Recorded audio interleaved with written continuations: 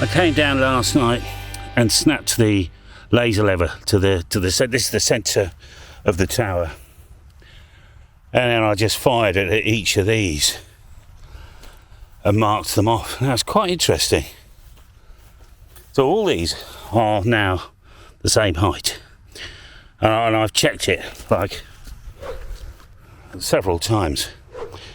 So this one is about 25 centimetres, just under a foot off the ground. And then the one in the sun over here, that's about another 4 inches, 100 mil. Isn't it funny? You'd think the ground is flat here, but it's not completely. And I checked this several times. Bit of a precarious journey this morning. I've got the old falling derrick system from the house, strapped it to the roof rack. Anyway, I just drove slowly. So today's job, I'm not touching the centre post today.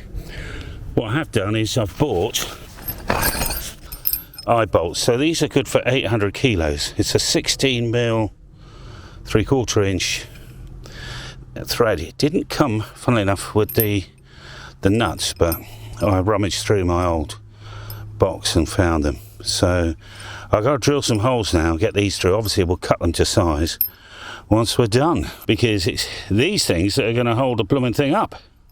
Oh, I forgot my blooming cutting fluid. Well, we'll start off with the smallest one and see how we get on. Bit of a trick. I super glued a tiny little spirit level to this. So hopefully we'll put these at, I don't know, put them at the top. And I'll try and get it accurate without it wobbling. I need a centre punch. I should have brought the centre punch. No, well, we're wandering. I've got my biggest centre punch and my new hammer. See how we get on. Appropriately dented. But I'm going to sit down. I'm going to get a chair. I should really kneel, but I'll get soaking wet.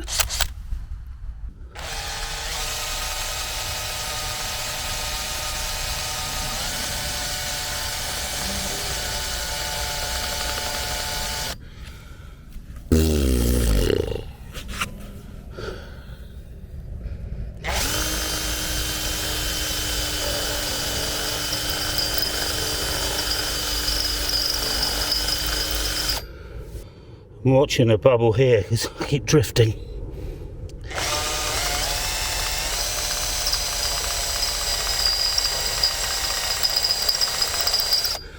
So this is a 9 mil drill bit, which we will gradually move up to 16.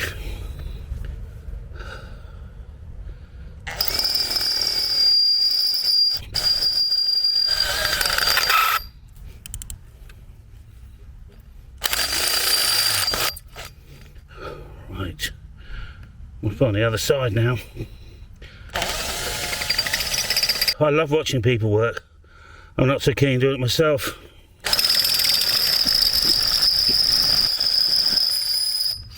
I've got a funny feeling we're not cutting. No, we're not. Alright, that was a brand new drill bit. I'll bring a pack out, I think. I'll just see how well this bites. Okay, it's biting all right. I've got to get some more drill bits. I've got a pack of these 9s. That's the thing when you use cheap drill bits, isn't it? I've got a pack of 6 and a pack of 9. 6, well, 6.35 is a 1/4 inch.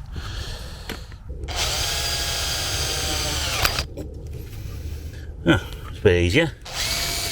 I'm slightly offset here. Not that it matters, but if you've got OCD it would. So we're eventually going up to this size, but I'll have a go with this one. So here's a question for you. Now if I'm using the bench drill press thing, I'll use my cutting fluid, but I don't know what I'm doing. Why am I using cutting fluid here? What's it doing? Thank you, aircraft, for ruining my audio. Whoops, oh, that's cutting it. It's coming quite fast.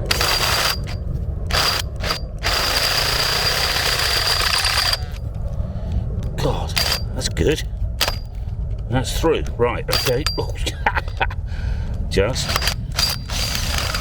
there.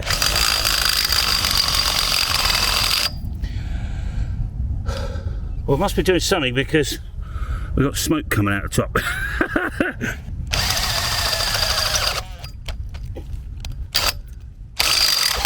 Whee! Now, when I bought the drill press, this was in a box and it feels really sharp. So I don't know if the man who owned the drill press, you know, kept his drill bit sharp. It better work because it's the only 16mm I've got.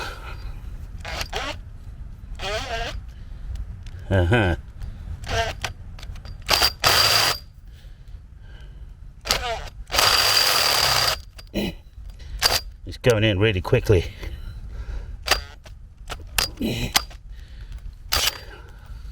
I've got to just go for it, I think.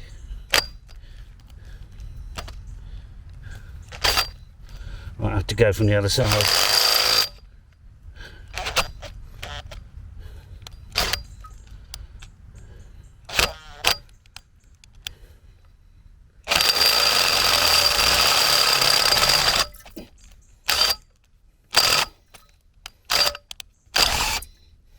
We're through at a very slight angle. Not that it matters. Just for the OCD in us, you know. You can see I'm very slightly off centre here. Very slightly. But it shouldn't, at least it goes that way, you know. I just thought I'd make sure these bolts actually fit. Yeah, that'll be fine. Perfect. Bloody huge, aren't they? They're the size of the top of a scaffold pole. But, yeah, by the time you've got a couple of ropes through them and everything. Now, you might ask, well, you know, why didn't I can just see it in the comments now, why didn't you drill these holes before you put these in? Because I need to mark them once they're in to gravity. So that's what the blue tape's for. All right, now I'll drill them out. And that's how it's turned out. It's not actually that hard. And then we'll cut the tops off, because these will become, we'll put fiberglass inserts in here, and we'll have the 4 square on 40 metres going all the way around here, look, with the 12-metre tower in the middle.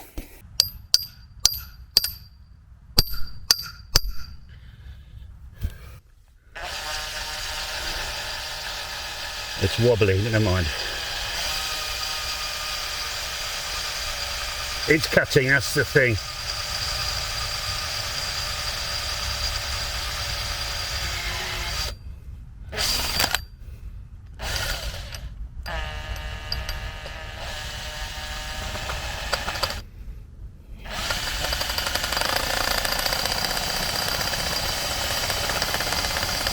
That's blunt.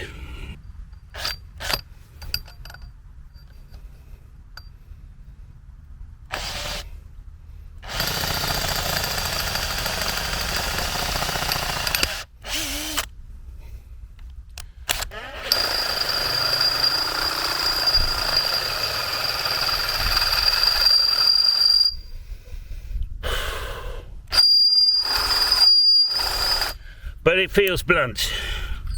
So this is the single coloured one. I might remember that next time.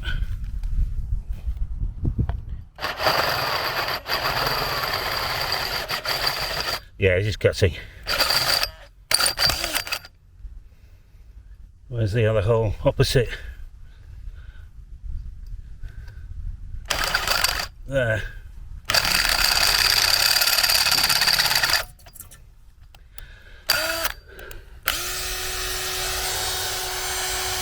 Just worried about the drill.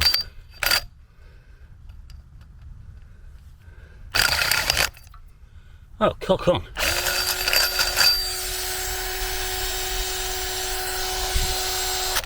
There's bloody hot air coming out of this. You know, it's just some jobs that you dread. And it was drilling these things out, to be honest. I don't know why. Now, this one's a lot higher. So the ground must, you know, fall away a bit. I don't know if I should just run the drill on no load for a minute. Yeah, it seems to be okay.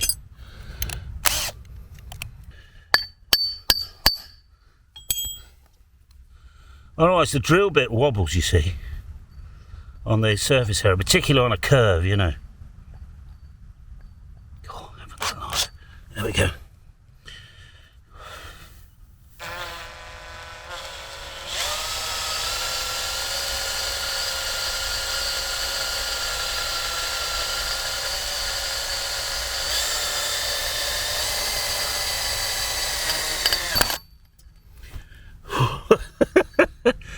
The air coming out of this Makita's, I suppose, am I on, let me go on slow, more torque.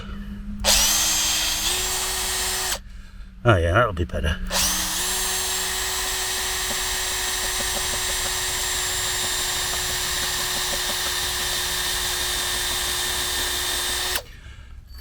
You know what, I think I've blunted this one now. I think I've got one more. I can't get that much tighter.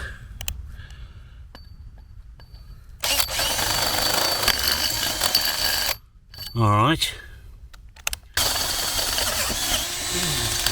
Oh my goodness. Oh, the sheep have come to see us.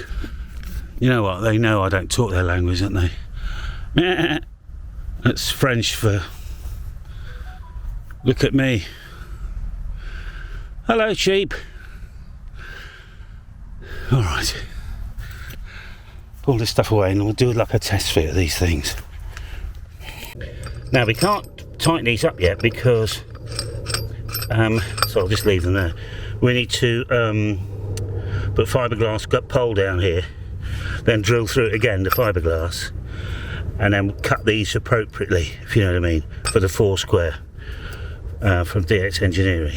So, which is why the middle of the tower itself will be insulated from the ground. It'll be completely detuned from 40 metres, I assure you. I forgot to put a couple of the really big 16mm holes in, so I'll do that now.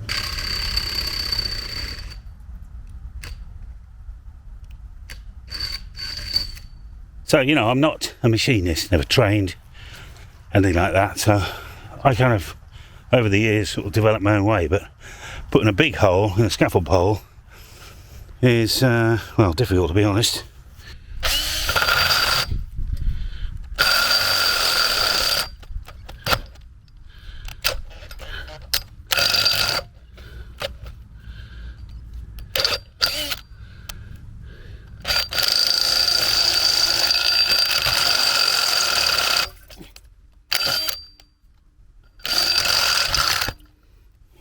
Heavens alive.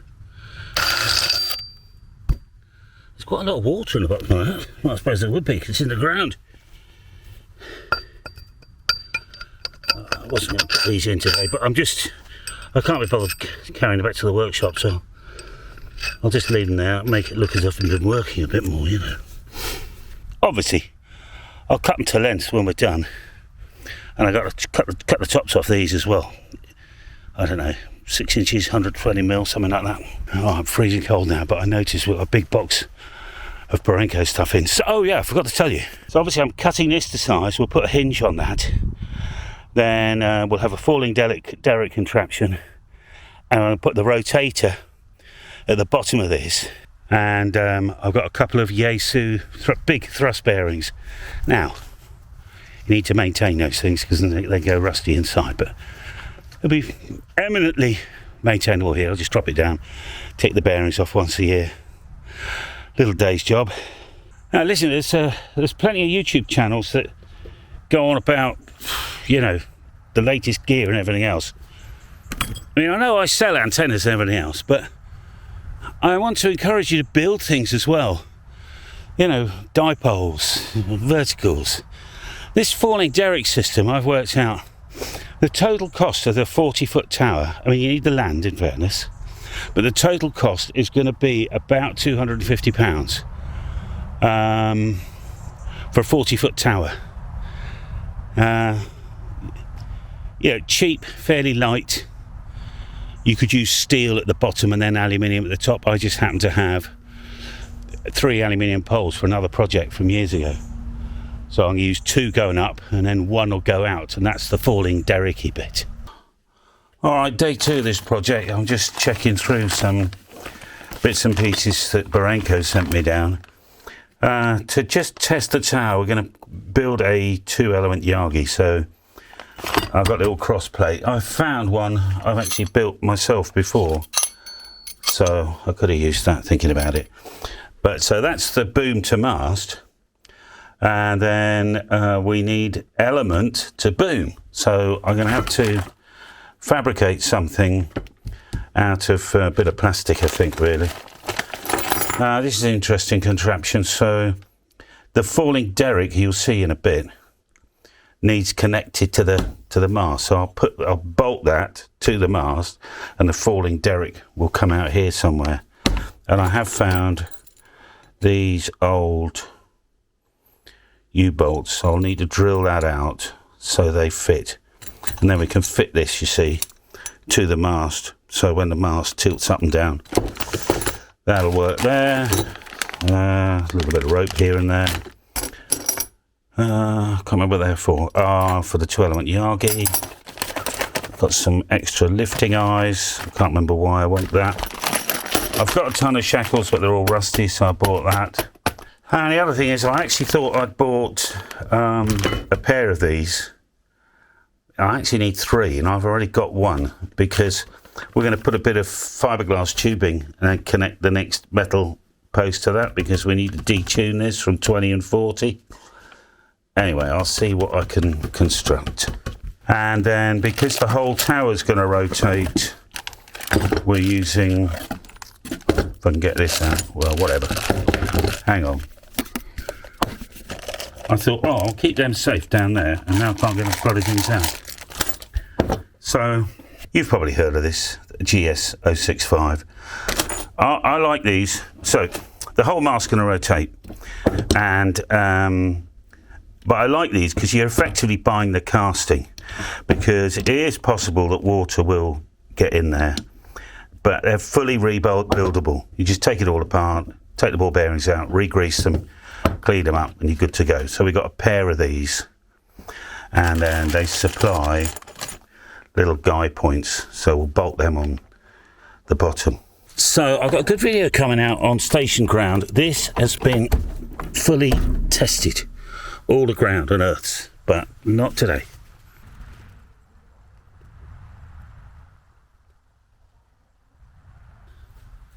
Just need my safety glasses when we start cutting, because they're all slightly different heights off the ground, and I want it to look right. I think what I'll do is I'll cut the minimum off the average. Need my tape measure. We could take 2 off. That would leave the whole thing at, say, 50 centimetres. Let me just check a few of the others. So I've worked out we can do basically 45 centimetres, which is a 1.5 foot. I'll cut them all at 45, because eventually when this becomes the 4 square, I want all the impedance to be the same. So I need them within, that much, really. Alright, I'll get my glasses and start cutting.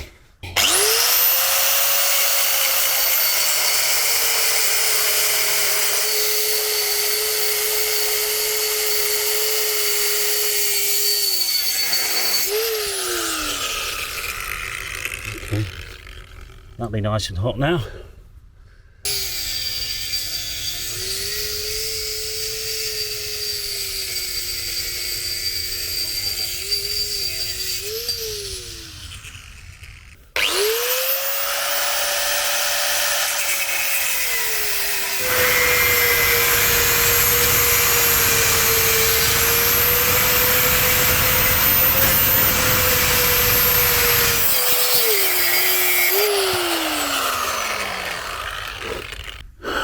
I've got to say, that's my cleanest yet. I've obviously getting better at this.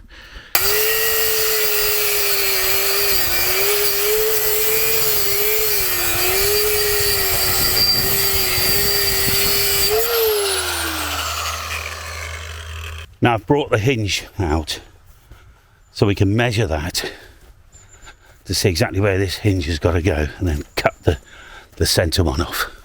Standard Barinko hinge.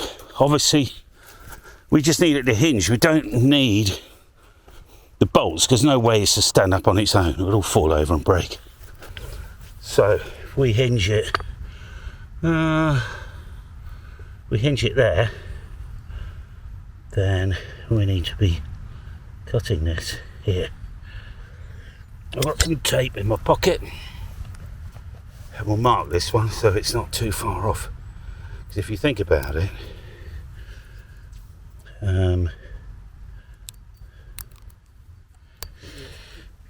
we could be increasing or decreasing tension as we go up and down. So let's think about this. So if we're hinging it there, so in fact this could be, that stops. Let's take this out.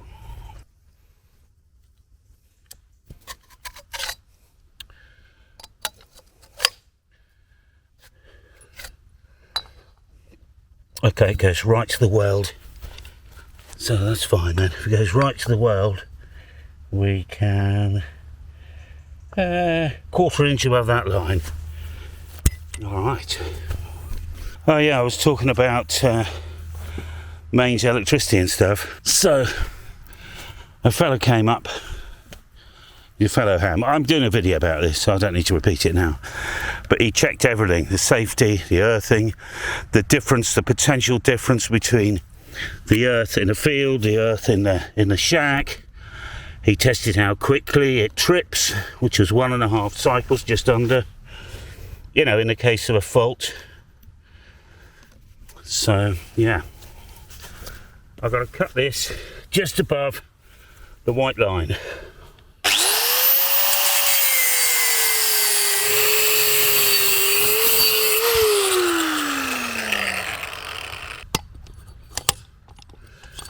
Now I've put a little insert in there in the past, so I think we'll put it upside down, because that's oh hang on, tape's getting in the way and the tape's hot.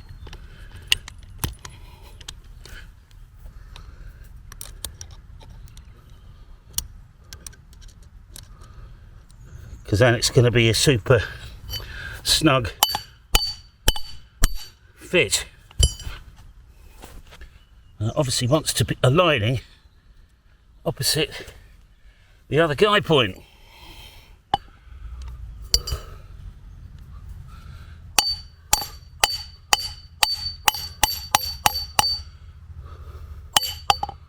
I'll do.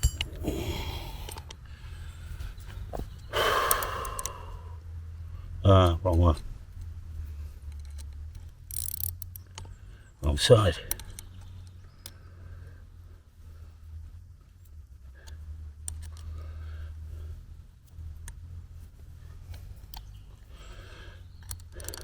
So the only thing this is for tilting it over, not the overall strength, and we don't want it slipping when we've got the rotator on top of it. Hang on, undo that. Do that up a touch. Fine. And we can check this as part of a maintenance routine, can't we? Good. Alright, fairly self-explanatory here. So we need to put a slightly bigger pole on top, which will house the falling derrick and the rotator. So I think we should do that next.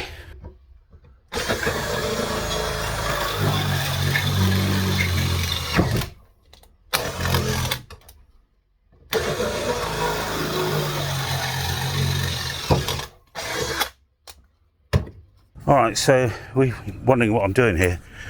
As I drill these 2 holes out, because they've got to go kind of here, because the falling derrick over there somewhere, and this is actually a side mount for a rotator, and as you can see it needs to be a bit longer than it is, so Okay, so the tower is going to be rotating, well, quite high up actually, about a metre, 3 or 4 feet off the ground, because we've got, this is actually part of a side mount system, all right, where you've got a long tube here and a tube going up here, and you have a thrust bearing holding it all together. It's a side mount, but I don't have a base for this. Basically, I just hacked it, drilled some holes, and made this so that, and because that was a G450, this is a Crate RC5-1, the two have to fit on each other, but we will face that this way, so we're offset by, thinking about it, about 6 inches, 7 inches, or 130, 140 millimeters, but that's okay because the sides will still be accurate. It'll be slightly offset by about a degree and a half, but I've considered it. I was going to put the G450 here, but there's quite a lot of mass, you know, going up into the sky, so I'll do it this way. So I've got to work out how long a pole we need here. I've got a load of scrap poles and stuff here. I found a piece that's longer than we need, and I'll just offer it up and we'll have a look. So I'm going to add that and that, a little bit more. I'll just cut this. You don't want to see me cutting any more of this blooming steel. I've nearly run out of cutting discs. I haven't actually, I've got a spare pack. Alright, let's offer all this up and bolt it up tight.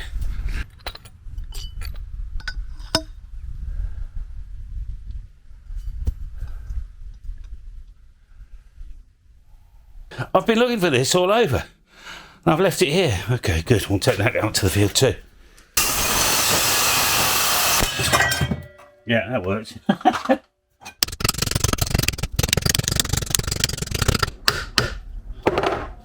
Take up some of the slack.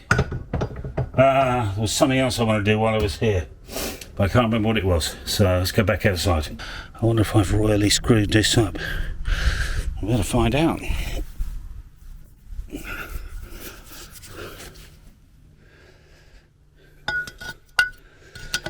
Need a hammer. Bollocks.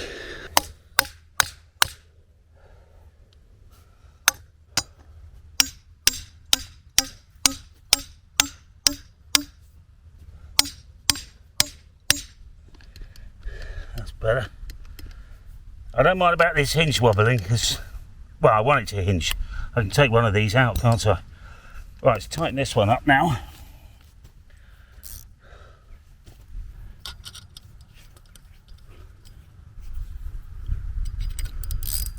Wrong way.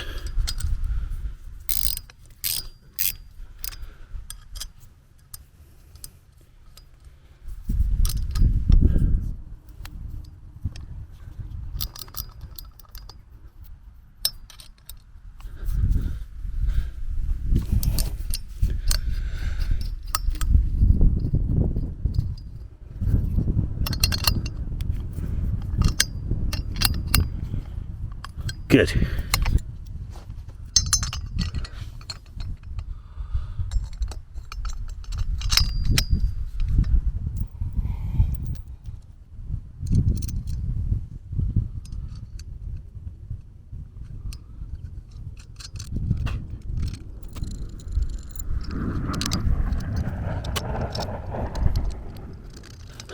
Just line this up near enough, if you know what I mean.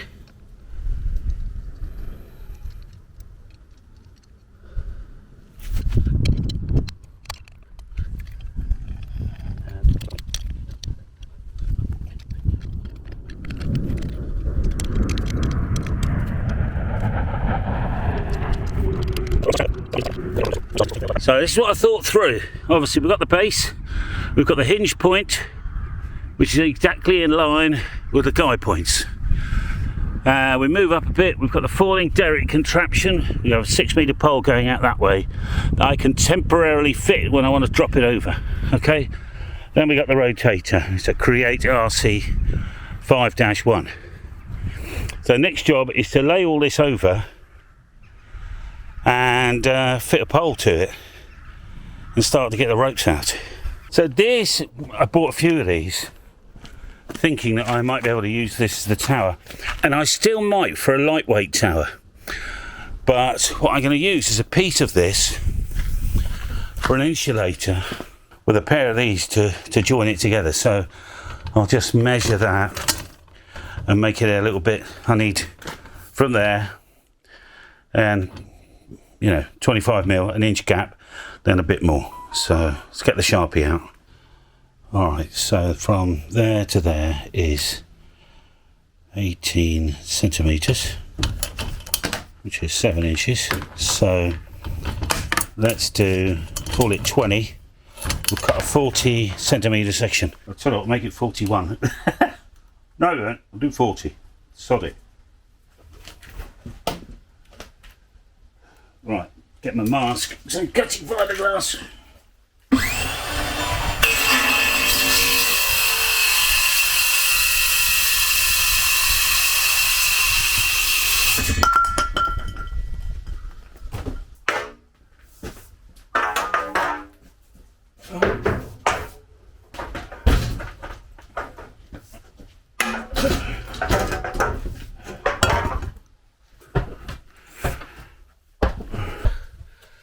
It's all my secret stock of stuff, you know.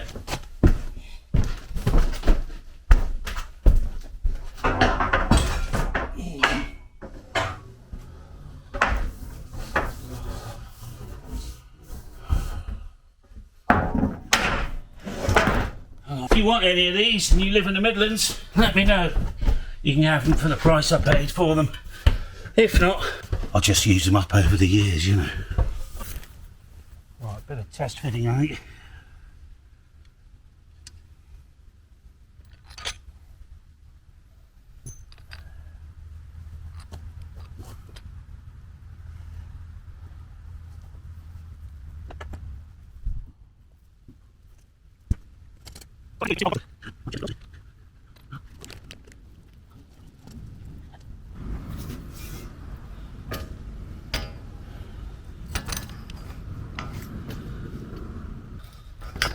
There.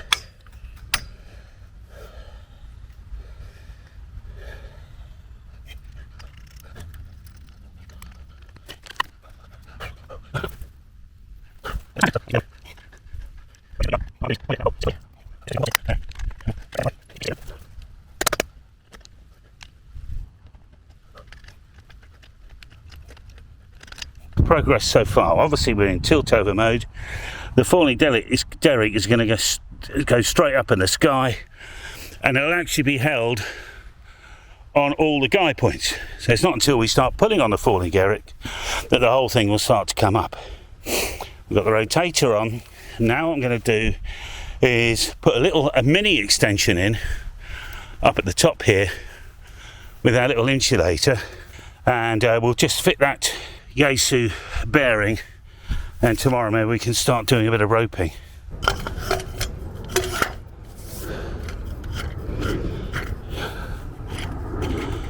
Alright, let's do that up a bit. Just doing these up by hand really, just to, obviously we need 2 spanners for this, but it's okay for the time being. Now we need, where did I put the other one? I thought I brought it out. Oh, I did. It's over here.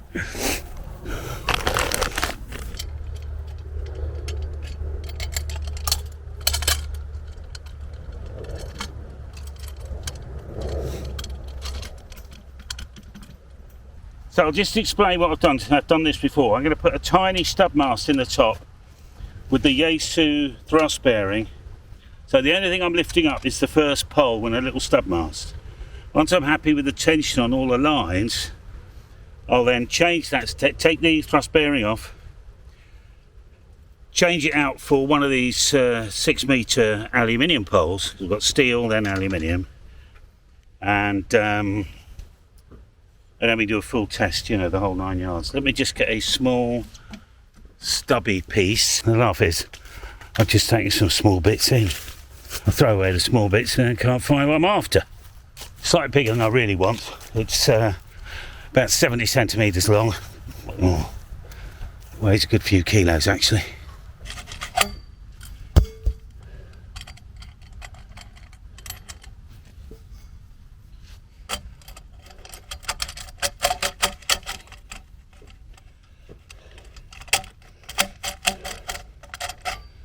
Just do it right. First time. Loosen that off until you hear it go clunk.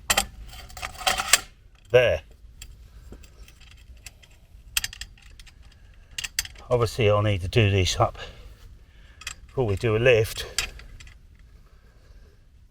The falling derrick, I could use one of those fiberglass poles, but I've got a couple of spare aluminiums and I've bought a pair of 2-to-1 pulleys, you know, the quite high quality pulleys. So, thrust bearing.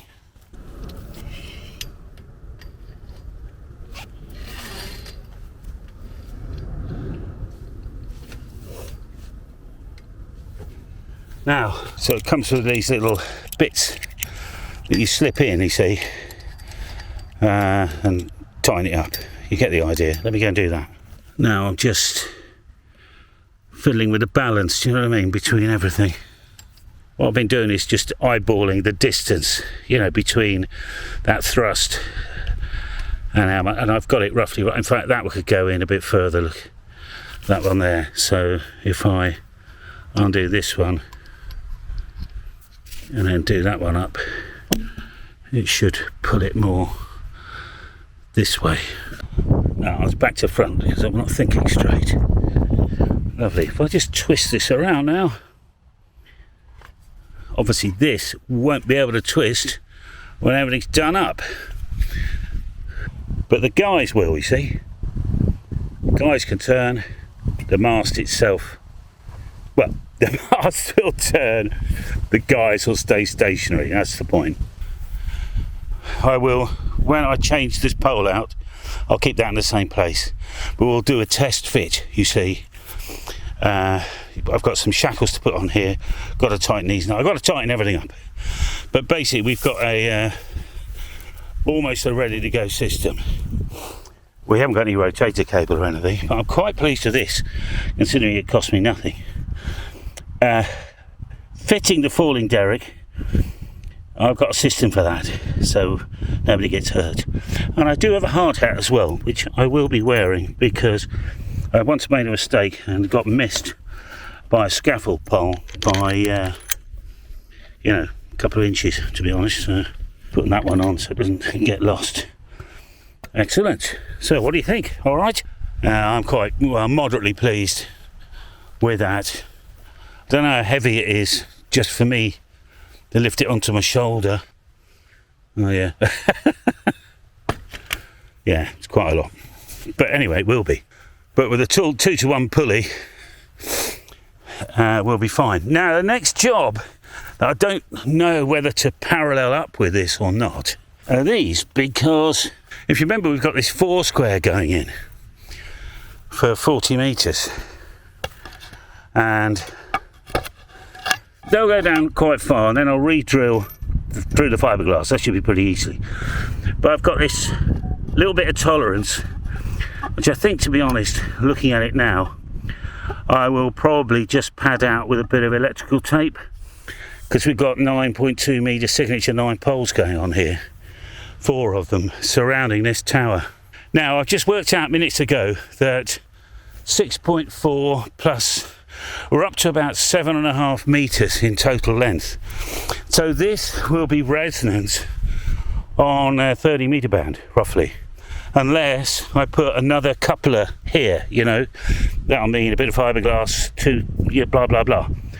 But since I don't, well, that doesn't really matter, because if I've got 30 metres, it'll be over there somewhere, but it's not surrounding the 40 metres. I just don't want this resonant anywhere near 40 metres. Otherwise, the 4 square's not going to work. Yeah, it'd be nice to have matching ones of these, but I had that already. Obviously, I lost the bolt here, look.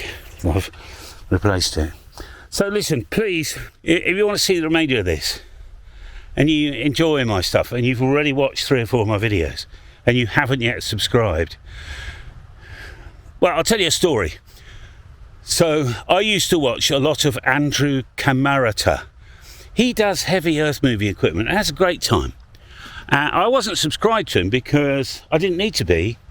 YouTube kept offering me his videos.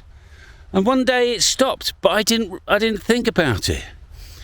And it was about 18 months went by, and one day I thought, has he stopped making videos or something? And I found him, and I had to binge watch, like, you know, a couple of weeks worth to catch up. And then I hit subscribe. And now I'm always getting offered Andrew's stuff when it comes up, once every couple of weeks or whatever else. So I'm just saying to you, you know, this might be the last video you ever watch of mine, which is fine. But if you do want to keep in touch, the subscribe button does two things. One, it makes sure that you get, you know, an idea of what I'm doing. But it gives me a ton of confidence as well, because I think, oh, people enjoy this, so I'll do more of it. Enough of my rambling, okay? Enjoy your towers, antennas and everything else. I'm a real hands-on sort of antenna guy, you know? Have a good time. I'll see you next time. Bye for now.